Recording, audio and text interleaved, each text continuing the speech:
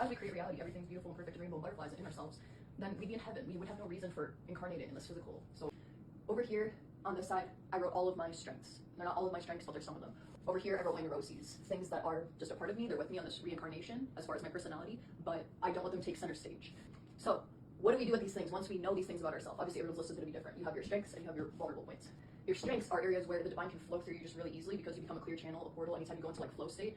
And then over here, your neuroses or your vulnerabilities are points where, you can get tripped up. Maybe negative energies can gain access to you if you give in too much to these things. So maybe we can think about our strengths as like bright, like colors. And maybe we can think about these as like your black and your whites, like just like your neutrals, gray tones, whatever. So these are so beautiful and so eye-catching, and these make these more beautiful. The fact that I can be a very, very, very judgmental person makes the fact that I can be an accepting person very interesting. In my reality, my canvas, me as the artist, create a beautiful picture. And without this side, these just aren't as beautiful. So I used to look at my vulnerabilities or my neuroses as a bad thing. And I used to get really upset when they would show up. And I would take it as a sign as I'm doing this life thing wrong, I'm not advancing enough spiritually. And what I've grown to realize is that I'm never gonna get rid of these things about me that are, weaknesses. Like every human being has strengths and weaknesses, what makes us human. I can either spend the rest of my life fighting them or I can accept them. I just need to understand that there is a part of me that is impatient, or there's a part of me that's quick to anger, not letting it take over my personality or take over my mind. It's all about finding a balance. Like a lot of religions teach, spiritual battle, and there is like truth to that, but there's also an aspect that I feel like is not discussed, which is spiritual balance. Like as humans, it's so important for us to hold a balance between these energies because change is the only constant in the universe. To live in the physical realm, you have to have positive and negative. It's just is how it is. And these work in an interdependent relationship, constantly changing and shifting, just as the nature of reality is changing and shifting. And as humans, to find balance in that, we have to have balance in ourselves. So let me go back. Okay, spiritual balance. Balance, balance, balance. Here is a human and their aura, okay? And then here is like the collective energy of humanity. Imagine it as like a sea and ocean, and there's like all these different people, right? But this is like an individual. So let's say that this person is not in balance with their own energy. They're out of balance. And then let's say that this person is also out of balance. And then just all these people are not in balance with themselves. Meaning they don't know themselves, they don't understand themselves, they don't feel at peace within themselves because they don't understand their conflicting energies. What happens over a period of time of this?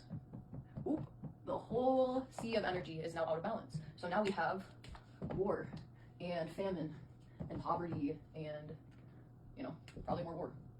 All these things are connected, right? But where did it start? Did it start at a global scale? No.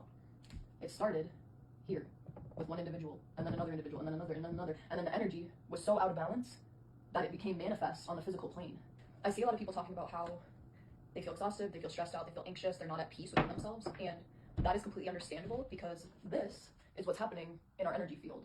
So, of course, a lot of people are going to feel not right because this is not right. And what do I mean by right? Am I saying it's morally wrong? Well, that's another argument you can make for another time. But I more just mean this is not in balance. And we're all connected. So each individual feels this imbalance. So the question that I think we could ask ourselves is, how can we become more balanced? And I'm not talking about all of us together, right? I can't go force these people to meditate, or whatever that helps them. How can I become more balanced? Me personally. Because if I become more balanced, then boop. And then everywhere I go, I'm carrying that balanced energy with me. And then that starts to impact.